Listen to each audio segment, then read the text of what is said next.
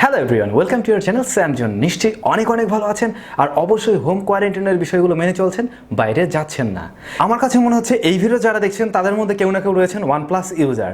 আর OnePlus ইউজাররা খুব ভালো করেই জানেন OnePlus-এর মজাটা কেমন। হয়তোবা একবার OnePlus-এর ফোন ব্যবহার করলে পরে অন্য ব্র্যান্ডে সুইচ করা অনেক মুশকিল হয়ে যায়। একমাত্র ফ্ল্যাগশিপ বা একেবারে টপ লেভেলের ফোন না হলে কেউ সুইচ করে না। কিন্তু সমস্যা হচ্ছে একটাই, OnePlus-এর ফোনগুলোর দাম মোটামুটি একটু বেশি হয়ে থাকে, অনেকেই আমরা এফোর্ড করতে পারি না, কিনতে গেলে মোটামুটি বেশ টাকা পয়সা গুনতে হয়, যে কারণে আমরা অনেকেই হয়তো বা OnePlus-এর ফোন কিনতে পারছি না ইচ্ছা থাকলেও। তো আপনাদের জন্য অবশ্যই একটি সুখবর রয়েছে, OnePlus-এর এই একটি ফোন আপনারা পেয়ে যাচ্ছেন mid range to higher mid range বাজেটের মধ্যেই। আর সেই মডেলটা হচ্ছে OnePlus Z বা OnePlus Z। দুর্দান্ত খবরটি নিয়ে আমি থাকছি আপনাদের সাথে স্যাম, আপনারা দেখছেন SamZone। যারা নতুন রয়েছেন please hit the subscribe button, press the bell icon. প্রথমে বলেছিলাম OnePlus 8 সিরিজ। OnePlus 8 সিরিজ আসতে যাচ্ছে পহেলা বৈশাখে। জি, এই যে আগামী মাসের 14 তারিখ, 14 এপ্রিল, সব কিছু মোটামুটি ঠিকঠাক থাকলে ওই সময় চলে আসবে। করোনার যদি আরও অনেক খারাপ কিছু করার ইচ্ছা না থাকে তাহলে আগামী 14 তারিখে চলে আসবে। পহেলা বৈশাখের দিন এই সুন্দর জিনিসগুলো আমাদের জন্য নিয়ে আসা হচ্ছে, OnePlus 8, OnePlus 8 Pro এবং OnePlus Z। তো OnePlus Zটা ওই দিন আসবে কি না এ ব্যাপারে নিশ্চিত নয়, তবে তার অল্প কয়েকদিনের মধ্যেই চলে আসবে বলে এরকমটাই শুনলাম। তো OnePlus 8 সিরিজে মেনলি আমরা যা পাচ্ছি, সেখানে ডিসপ্লেতে থাকবে QHD সাপোর্ট এবং সেই সাথে রয়েছে 120 Hz রিফ্রেশ রেট, এবং এই দুইটা জিনিস অ্যাট এ টাইম আপনি উপভোগ করতে পারবেন, যেটা কিনা স্যামসাং মিস্টেক করেছিল, তবে এই ভুলটা আর তারা করছে না। আর অবশ্যই ক্যামেরা সেকশনেও রয়েছে দুর্দান্ত ক্যামেরা সেটআপ, প্লাস হচ্ছে ওই মোবাইল ফোনগুলোতে আমরা সেখানে যে প্রসেসরটি পাচ্ছি তা হচ্ছে কোয়ালকম স্ন্যাপড্রাগন 865 লেটেস্ট যে প্রসেসরটা, ওই প্রসেসরটাই পেয়ে যাবেন, মানে ওই টপ লেভেলের ফ্ল্যাগশিপ লেভেলের প্রসেসর।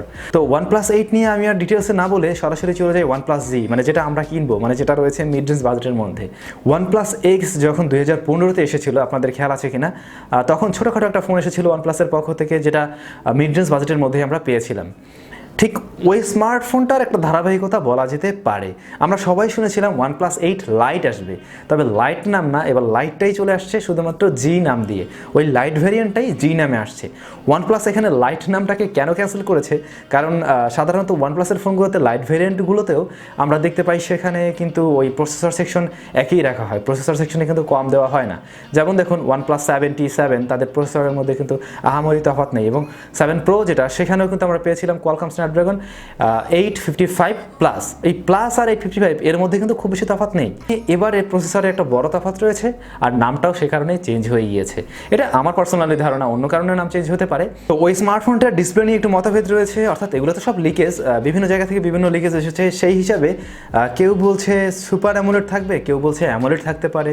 তো এই বিষয়টা নিশ্চিত করে বলা যাচ্ছে না, তবে সে যাই হোক ডিসপ্লে খারাপ হবে না এটা শিওর, মানে ওই নর্মালি একটা IPS দিয়ে ধরিয়ে দেবে না যে এটা শিওর থাকা যায়। আর ডিসপ্লেতে মাঝামাঝি পজিশনে থাকবে একটা পাঁচ হোল ক্যামেরার জন্য। আর স্মার্টফোনটার বডি ফ্রেমটা অবশ্যই থাকবে অ্যালুমিনিয়ামের, সেই সাথে ব্যাক সাইডে কর্নিং গরিলা গ্লাস 5-এর প্রোটেকশন থাকার পসিবিলিটি রয়েছে, এবং ফ্রন্ট সাইডে 6-এর প্রোটেকশন থাকার পসিবিলিটি রয়েছে। প্রসেসর সেকশনে আমরা যা পাচ্ছি, সেখানে প্রসেসর হিসেবে দেওয়া হয়েছে মিডিয়াটেকের ডাইমেনসিটি 1000।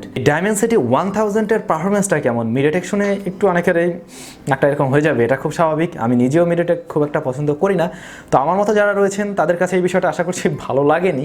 তবে ডাইমেনসিটি নিয়ে আমি একটা রিভিউ করেছিলাম যে ডাইমেনসিটি আসলে কি, 1000 ডাইমেনসিটি কী নিয়ে আসছিল, কেমন কী ফিচার ছিল। ওই প্রসেসর অবশ্যই 5G সাপোর্ট করে, আর OnePlus বলেছে তাদের 8 সিরিজের আপকামিং যত ফোন আসবে সব হবে 5G সাপোর্টেড। যদিও এটা নিয়ে বাঙালি বা ইন্ডিয়ার কোনো লাভ নেই আপাতত, কারণ এই 5G সাপোর্টটা এই মুহূর্তে আমরা পাচ্ছি না, জাস্ট থাকলো আর কি, পকেটে থাকলো একটা 5G ফোন।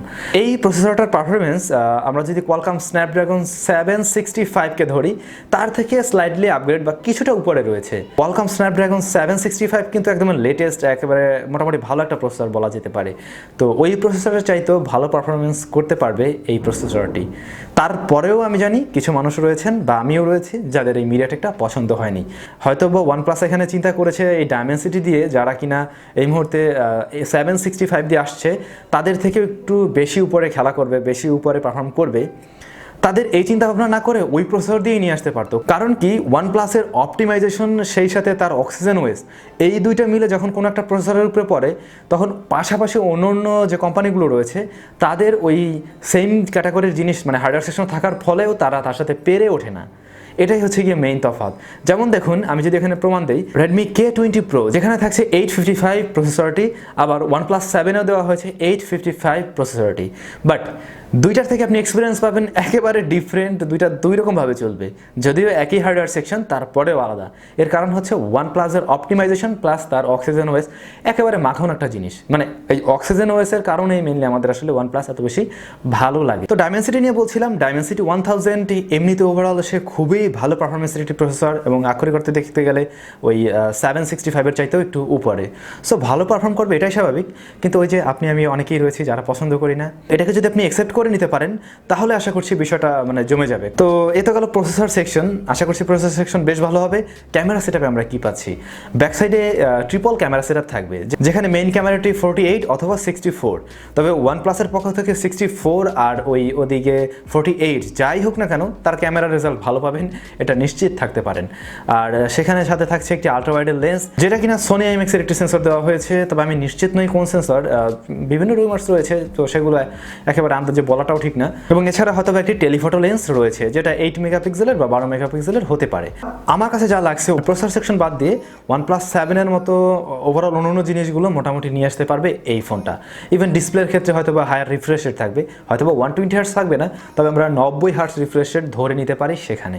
এই স্মার্টফোনটাতে ব্যাটারি হিসেবে আমরা পাবো 4000 মিলিঅ্যাম্পিয়ারের ব্যাটারি, 30 ওয়াটের ফাস্ট চার্জিং সিস্টেম, যা দিয়ে 1 আওয়ার প্লাস মানে 1 ঘন্টা 10 মিনিটের মধ্যে হয়তো বা আপনি ফুল চার্জ করে ফেলতে পারবেন। মেনলি এই স্মার্টফোনটাকে নিয়ে আসা হয়েছে মিড রেঞ্জ বাজেটে মোটামুটি মার্কেটটাকে ধরার জন্য।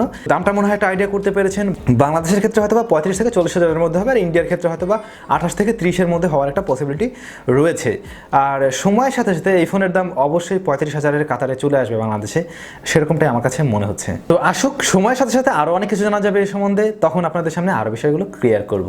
তো আজকের টেক নিউজটা আপনাদের কেমন লাগলো অবশ্যই কমেন্টস করে জানাবেন। আর বাসায় থাকবেন সবাই, প্লাস হচ্ছে মুভি টুভি দেখবেন, আমাদের ভিডিও দেখতে পারেন। আর যারা রান্না বান্না পছন্দ করেন, চাইলে এই মুহূর্তে কিন্তু অনেক ধরনের রেসিপি আপনি ট্রাই করতে পারেন, যে কোনো ভালো কিছু হয়তো বা রান্না করে ফেলবেন, ভালো কোনো খাবার তৈরি করে ফেলবেন। ছেলে বা মেয়ে এরকম তো বিষয় না, রান্না বান্না করা যেতেই পারে, তো ওগুলোর প্র্যাকটিস চালানো যেতে পারে। সবাই অনেক অনেক ভালো থাকুন, সুস্থ থাকুন, দেখা হবে পরবর্তী ভিডিওতে।